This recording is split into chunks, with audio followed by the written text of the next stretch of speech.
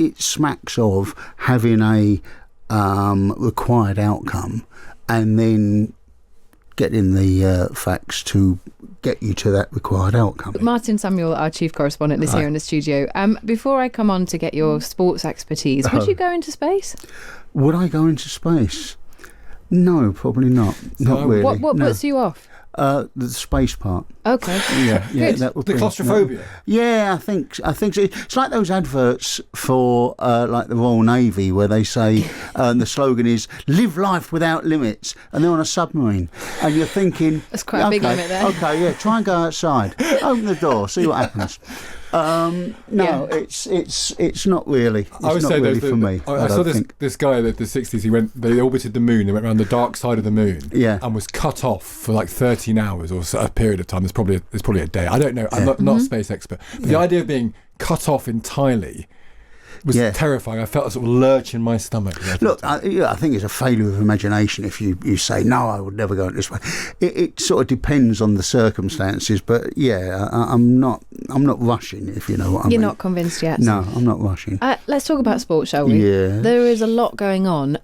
We have sort of led our programme, I suppose, a conversation today about the West Midlands police chief. Yeah. And your reaction, actually, is pretty much the reaction of everyone we've had on the programme. Exasperation. Well, from Dame Vera Baird to Wes Streeting. Wes Streeting said it'd be horrific if he was still in a job, Craig Guildford, at the end of the day. Vera Baird said, actually, we need to look beyond just him and to the other people in that policing team. What was the big mistake here when it comes to the football, when it comes to what actually happened? What do you think is the big mistake?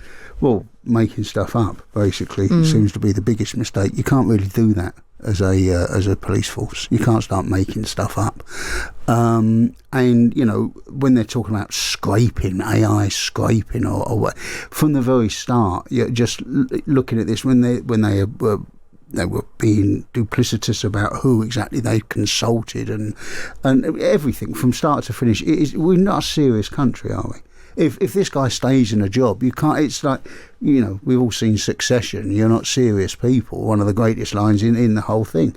And we're not a serious country if this guy stays in a job when the Home Secretary, when everyone, you know, the mayor of the city, and you know, you've got to have faith in your police officers. Do you think they thought this is too difficult? The Muslim community's got a big voice in Birmingham, including via MPs.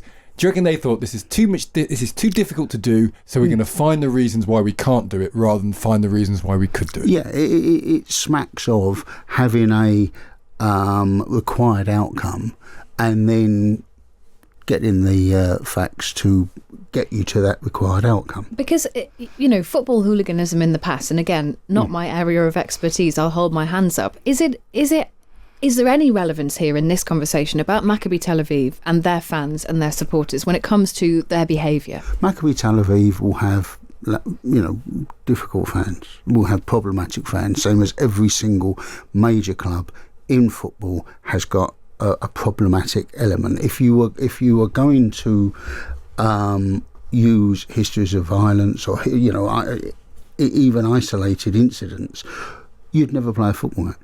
You really wouldn't play a football. Do you think the football club should pay for their policing? That's another area that we've got into. Well, it's a very difficult thing. No, it's not a difficult thing, but how much you would pay and the complexities around that, because who gets to decide how many police you need? I mean, there have been cases in the past when Robert Chase was the chairman of Norwich, and he was also the head of, I think, the police commission or whatever in Norfolk.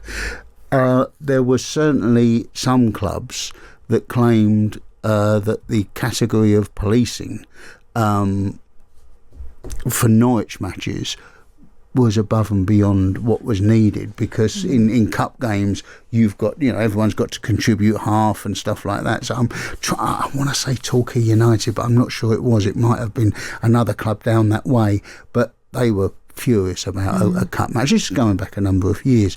It's who gets to do the police get to tell you how many or coppers they need on duty? Or someone would trying to cut costs, say we could spend 2 million on this or 1 million. We'll have the $1 million option. Exactly, and the next thing you know is what's happened with a lot of policing inside grounds, where it just goes to private security firms. So what you've got is basically quite a few disinterested 16, 17-year-olds who are not really going to take the right hander for anybody.